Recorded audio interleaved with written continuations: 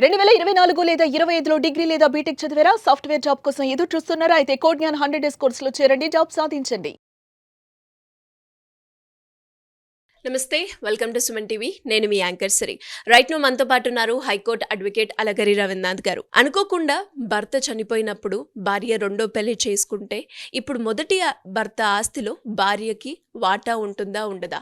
చట్టం ఏం చెప్తుంది దీని గురించి? వీటి గురించే ఈరోజు క్లారిటీగా మనకి ఇవ్వడానికి అలగరి రవీంద్రనాథ్ గారు ఉన్నారు. అడిగి తెలుసుకునే ప్రయత్నం చేద్దాం. నమస్కారం అలగరి రవీంద్రనాథ్ గారు. నమస్తే అండి శ్రీ గారు. రీజన్ ఏదైనా అయినప్పటికీ భర్త కనుక చనిపోతే భార్య రెండో పెళ్లి చేసుకుంటే మొదటి భర్త ఆస్తిలో భార్యకి వాటా ఉంటుందా? అసలు చట్టం ఏం చెప్తుంది? లీగల్ పరంగా ముందుకెళ్ళాలి అంటే ఎలాంటి చర్యలు తీసుకోవాలి అంటారు? ఇక్కడ గుర్తుపెట్టుకోవాల్సిందంటే హిందూ సక్షన్ యాక్ట్ ఏదైతే 1956 చట్టం ప్రకారం క్లియర్గా తెలుసుకోవాల్సిన విషయం ఏంటంటే, భర్త చనిపోయిన తర్వాత ఏదైనా కారణాలు కావచ్చు, కొన్ని నెలలు కావచ్చు, కొన్ని రోజులు కావచ్చు, కొన్ని సంవత్సరాల తర్వాత భర్త మరణించిన తర్వాత ఆటోమేటిక్గా ఆ భర్త యొక్క ఆస్తి ఏదైతే ఉందో ఆ ఆస్తి 4 షేర్లు అయ్యే అవకాశం ఉంటుంది.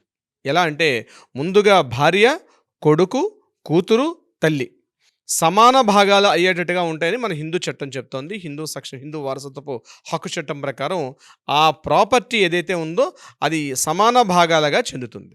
అంటే భార్యకు కూడా వాటా వస్తుంది. భర్త మరణించిన తర్వాత ఆటోమేటిక్గా భార్యకి ఆ యొక్క ప్రాపర్టీ మీద హక్కు వచ్చేస్తుంది. ఎప్పుడైతే భార్యకి హక్కు వస్తుందో అది ఆమె స్వంత ఆస్తి అవుతుంది. భార్య తన యొక్క వాటా, అంటే మొత్తం ఫర్ ఎగ్జాంపుల్ ఒక ప్రాపర్టీ ఉంటే ఆ ప్రాపర్టీలో తన యొక్క ఆస్తి తన యొక్క హక్కు ప్రకారం తనకు భర్త చనిపోయిన తర్వాత భర్త ద్వారా తనకు సంక్రమించిన ఆస్తి ఏదైతే ఉందో అది తన హక్కు అవుతుంది, తన వాటా వరకు. ఎప్పుడైతే అది తన సొంత ఆస్తి అవుతుందో, తను రెండో పెళ్లి చేసుకున్నా లేదా లివ్ ఇన్ రిలేషన్షిప్లో ఉన్న ఏదైతే తనకు వాటా ద్వారా లభించినటువంటి ప్రాపర్టీ ఆస్తి ఏదైతే ఉందో ఎట్టి పరిస్థితుల్లో, ఎందుకు అది తన సొంత ఆస్తి కాబట్టి రద్దుపరిచే అవకాశం ఎట్టి పరిస్థితుల్లో కూడా లేదు. ఇది ప్రతి ఒక్కరు గుర్తుపెట్టుకోవాలి. మొదటి భర్త ద్వారా సంక్రమించిన ఆస్తి వెనక్కి ఇవ్వమని చెప్పి అక్కడ అత్తామామలు కానీ లేదా ఆ బ్రదర్స్ కానీ ఎవరు కూడా ఒత్తిడి చేసే అధికారం ఆమె మీద లేదు. ఎందుకు? తన భర్త ద్వారా తనకు సంక్రమించిన ఆస్తి తన హక్కుగా మారింది. ఎప్పుడైతే భర్త మరణించాడో భర్త ద్వారా తనకు సంక్రమించిన ఆస్తి ఒక వాటా మాత్రం తన హక్కు అవుతోంది. సో ఉదాహరణకు ఒక 1000 గజాల స్థలం ఉంది. 1000 గజాల స్థలంలో తన తల్లి ఉంది, అదేవిధంగా కొడుకులు ఉన్నారు, కూతుర్లు ఉన్నారు. కూతుర్లు ఉన్న సందర్భంలో క్లాస్ 1 లీగల్ హెయిర్స్ అంటారు.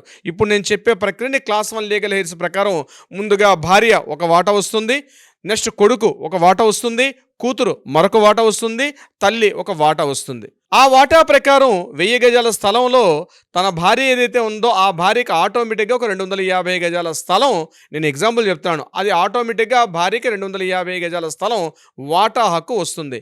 అది ఆ వాటా ద్వారా వచ్చింది, అది తన స్వంత ఆస్తిగా పరిగణించబడుతుంది. తనకు వాటా ద్వారా వచ్చిన ప్రాపర్టీ ఏదైతే ఉంటుందో, అంటే తన స్వంతంగా వచ్చిన ఆస్తి, తను భర్త మరణించాడు కాబట్టి మళ్ళా తను రెండో పెళ్లి చేసుకుంది, లివ్ ఇన్ రిలేషన్షిప్లో ఉన్నప్పటికి కూడా ఎటువంటిదైనప్పటికీ కూడా తప్పనిసరిగా తనకు హక్కు ద్వారా సంక్రమించిన ఆస్తి తనదే తప్ప ఇవ్వమని చెప్పి ఆమె మీద ఎవరు కూడా ప్రెజర్ చేసే అవకాశం ఎట్టి పరిస్థితి లేదు. అది ఆమెకు సంబంధించిన ఆస్తే అవుతుంది. ఇది నెంబర్ 1 పాయింట్. అదేవిధంగా లివ్ ఇన్ రిలేషన్షిప్లో ఉండే పిల్లలు పుడితే వాళ్ళు కూడా దీనికి సంబంధించి ఆ వాటా హక్కుని ఆటోమేటిక్గా పొందే అవకాశం ఉంటుంది. తన రెండో భర్త ద్వారా పొందినటువంటి దాని మీద ఈ లివ్ ఇన్ రిలేషన్షిప్లో ఉన్న పిల్లకు కూడా రెండో భర్త ద్వారా ఉన్నటువంటి ఆస్తి మీద వీళ్ళకి పూర్తి హక్కులు కూడా సంక్రమిస్తాయి.